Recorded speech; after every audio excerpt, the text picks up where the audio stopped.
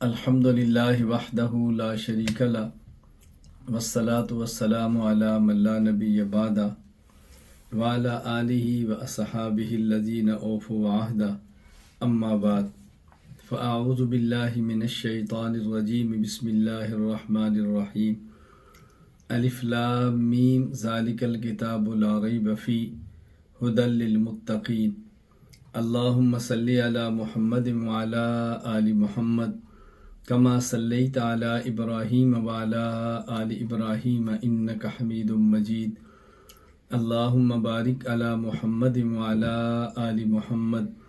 کما بارکت علی ابراہیم وعلی آل ابراہیم انک حمید مجید۔ اللہ تعالیٰ کا فضل، احسان اور کرم ہے کہ جامعہ امام اعظم ابو حنیفہ مامو کانجن کا سالانہ جلسہ منعقد ہے، جس میں آپ حضرات تشریف فرما ہیں۔ مدرسہ کا نام جامعہ امام اعظم ابو حنیفہ آپ کو اسی سے اندازہ ہو رہا ہے کہ اس مدرسہ میں کیا کچھ پڑھایا جا رہا ہے۔ چونکہ ہم اہل سنت والجماعت احناف دیوبند اس بات کے قائل ہیں کہ آخری وحی رسول اکرم صلی اللہ علیہ وسلم پر نازل ہوئی، جو قیامت تک کے لیے ہے، اور یہ قرآن کریم ہے۔ اور اس وحی کی اصل تشریح وہ ہے جو رسول اکرم صلی اللہ علیہ وسلم کی احادیث مبارکہ میں ہے، کیونکہ قرآن کریم نے رسول اکرم صلی اللہ علیہ وسلم کے بارے میں یہ اعلان فرمایا ہے وَأَنزَلْنَا إِلَيْكَ الذِّكْرَ لِتُبَيِّنَ لِلنَّاسِ مَا نُزِّلَ إِلَيْهِمْ۔ اے پیغمبر، ہم نے قرآن آپ پر نازل کیا اور آپ ہی یہ قرآن کریم امت کو سمجھائیں۔ رسول اکرم صلی اللہ علیہ وسلم نے اپنی مبارک زبان سے اور اپنے مبارک عمل سے قرآن کریم امت کو سمجھا کر تشریف لے گئے۔ احادیث مبارکہ کے بعد پھر ہے فقہ اسلامی، اور یہ فقہ وہ ہے کہ جو قرآن کریم سے اور احادیث مبارکہ سے ثابت ہے۔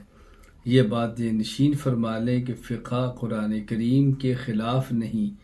احادیث مبارکہ کے خلاف نہیں، بلکہ قرآن کریم سے اور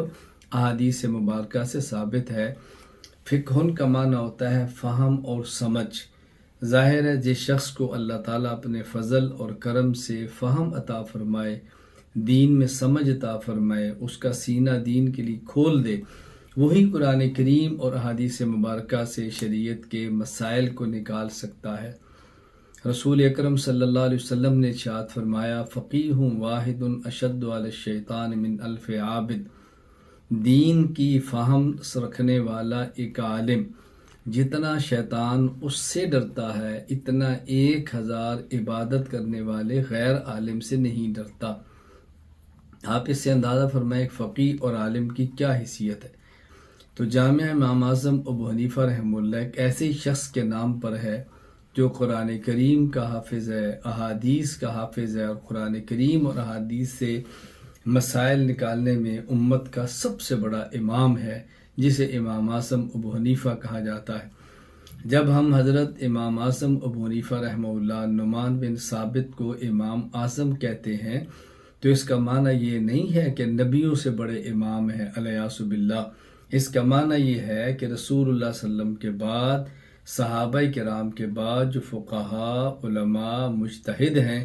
ان میں سب سے بڑے امام حضرت امام اعظم ابو حنیفہ ہیں۔ یہ بالکل ایسے ہی ہے جس طرح صحابہ کرام رضی اللہ تعالیٰ عنہ مجمعین سب صدیقین، صدیق اور سچے ہیں، اور ان میں سب سے بڑے صدیق ابو بکر صدیق ہے، جن کو صدیق اکبر کہا جاتا ہے۔ اسی طرح صحابہ کرام سارے حق اور باطل کے درمیان فرق کرنے والے فاروق ہیں، ان میں سب سے زیادہ دلیل اور طاقت کے ساتھ حق اور باطل میں فرق کرنے والے شخص حضرت عمر بن خطاب ہیں، جن کو فاروق اعظم کہا جاتا ہے۔ جب پاکستان بنا تو اس وقت مسلم لیگ جماعت تھی، جن کے سب سے بڑے قائد محمد علی جناح رحمۃ اللہ علیہ تھے، اور وہ چونکہ مسلم لیگی قائدین میں سب سے بڑے قائد تھے، اس لیے ان کو قائد اعظم کہا جاتا ہے۔ تو جس طرح صدیق اکبر رضی اللہ تعالیٰ عنہ کا مطلب نبیوں سے بڑا صدیق نہیں بلکہ صحابہ میں سب سے بڑا صدیق ہے۔ حضرت فاروق اعظم رضی اللہ عنہ کا معنی نبیوں سے بڑا فاروق نہیں بلکہ صحابہ میں سب سے بڑا فاروق فاروق اعظم ہے۔ اور جس طرح قائد اعظم محمد علی جناح رحمۃ اللہ علیہ کا معنی دنیا بھر کے تمام مسلمانوں اور نبیوں سے بھی ریاض باللہ بڑا لیڈر نہیں بلکہ اس وقت کے مسلم لیگی قائدین میں سب سے بڑے قائد محمد علی جناح تھے، جن کو قائد اعظم کہا جاتا ہے۔ اسی طرح جب ہم کہتے ہیں امام ابو حنیفہ امام اعظم، اس کا معنی نبیوں سے بڑا امام نہیں، صحابہ سے بڑا امام نہیں، بلکہ صحابہ کے بعد جو امام اور فقہا اور علماء اور مجتہد ہیں ان میں سب سے بڑے امام حضرت ابو حنیفہ امام اعظم رحمۃ اللہ علیہ ہیں۔ تو حضرت امام اعظم ابو حنیفہ رحمۃ اللہ علیہ کا بہت بڑا کردار ہے، جن کی نسبت سے ہم نے اس جامعہ کا نام جامعہ امام اعظم ابو حنیفہ رکھا ہے۔ جامعہ امام اعظم ابو حنیفہ میں آنے والے بچے کو قرآن کریم پڑھایا جاتا ہے، آنے والے بچوں کو احادیث پڑھائی جاتی ہیں، آنے والے بچوں کو فقہ پڑھائی جاتی ہے، آنے والے بچوں کو عقائد پڑھائے جاتے ہیں، آنے والے بچوں کو دین پڑھایا جاتا ہے، گرامر پڑھائی جاتی ہے، اور جتنی ہمت ہو اتنا اسکول بھی پڑھایا جاتا ہے۔ ان بچوں کو ایک معاشرے کا بہترین فرد تیار کیا جاتا ہے۔ اور میں دیانتداری کے ساتھ یہ بات کہتا ہوں کہ جو بچہ آپ نے مدرسے کو دیا، یہ بچہ آپ کی آنکھوں کی ٹھنڈک بنے گا، آپ کی خدمت کا سبب بنے گا، آپ کی راحت کا ذریعہ بنے گا، دنیا میں والدین کا معاون بنے گا، والدین کا دست و بازو بنے گا، والدین کا ہاتھ بنے گا، اور جب یہ والدین بوڑھے ہوں گے یہی بچہ والدین کے پاؤں دبائے گا، یہی بچہ والدین کی خدمت کرے گا، یہی بچہ والدین کے ساتھ سائے کی طرح ساتھ رہے گا۔ ہو سکتا ہے سارے بچے اپنے ماں باپ کو چھوڑ دیں، مدرسے میں پڑھنے والا بچہ اپنے والدین کو نہیں چھوڑ سکتا، اور یہی بچہ والدین کے جانے کے بعد ان کی قبر پہ آئے گا، والدین کو سلام کرے گا، والدین کو اصال ثواب کرے گا، والدین کی بخشش کے لیے دعائیں مانگے گا، والدین کے لیے صدقہ خیرات کرے گا، والدین کی نوافل پڑھے گا، رو رو کے اپنے اللہ سے اپنے والدین کی بخشش کرائے گا، اور یہی بچہ قیامت کے دن والدین کے سر پہ سونے کے تاج کا سبب بنے گا، والدین کی شفاعت کا ذریعہ بنے گا، والدین میں جنت کا جانے کا سبب بنے گا۔ بتاؤ ذرا، جو بچہ اپنے مدرسے کو دیا ہے، اس مدرسے نے آپ کو یہ بچہ کیسے بنا کر دیا ہے۔ پھر ایک ہماری شناخت وہ ہے جو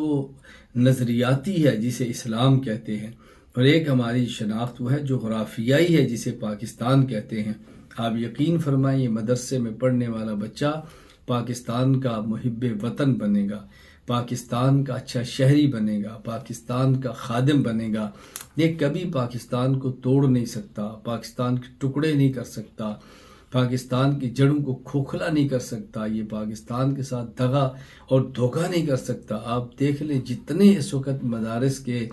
فارغ ہونے والے طلباء اور علماء ہیں، کوئی ایک بھی آپ کو ایسا نہیں ملے جو آج پاکستان کا مخالف ہو، پاکستان کا باغی ہو، اپنے آئین اور قانون کو توڑنے والا ہو۔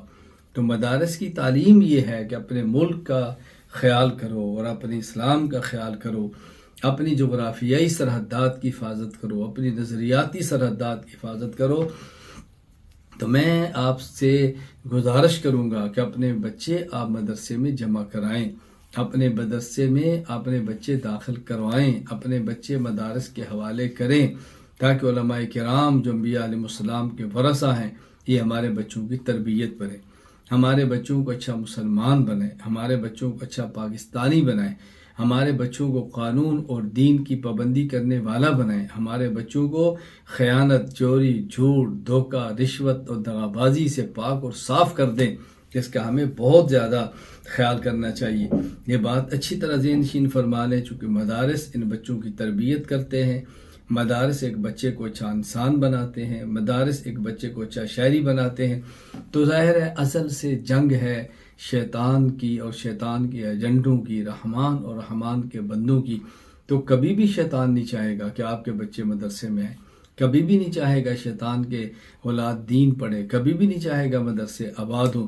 شیطان ہر وہ سازش کرے گا جس سے مدرسہ بدنام ہو، جس سے مدارس اجڑ جائیں، جس سے مدارس سے لوگ کٹ جائیں، جس سے مدارس سے لوگ دور ہو جائیں۔ رحمان کے بندے اس کے مقابلے میں محنت کریں گے، مدرسے آباد ہو جائیں۔ مدرسے شاد ہو جائیں، طلبہ مدرسوں میں آتے رہیں اور یہ مدارس آگے بڑھتے چلے جائیں،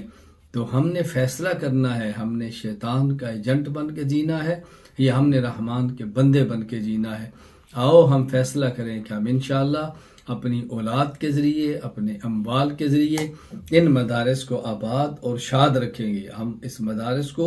خوش و خرم رکھیں گے، ہم مدارس کو بحال رکھیں گے انشاءاللہ۔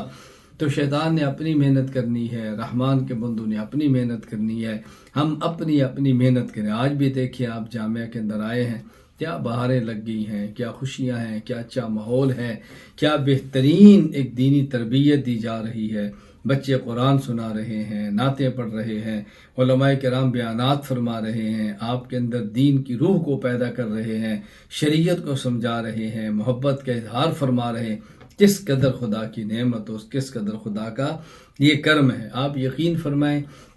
اللہ گواہ ہے، میں سمجھتا ہوں نہایت خوش قسمت، نہایت سعادت مند اور نہایت مبارکباد کے مستحق وہ لوگ ہیں جو مدارس کو آباد کرتے ہیں، جو مدارس کو امداد کرتے ہیں، جو مدارس کے ساتھ تعاون کرتے ہیں، جو مدارس کے ساتھ جڑے رہتے ہیں، جو مدارس کے ساتھ جڑے رہتے ہیں۔ دیکھو ان مدارس نے جس طرح ہماری اس نسل کو محفوظ کیا ہے، ان مدارس نے آئندہ نسل کو بھی محفوظ کرنا ہے۔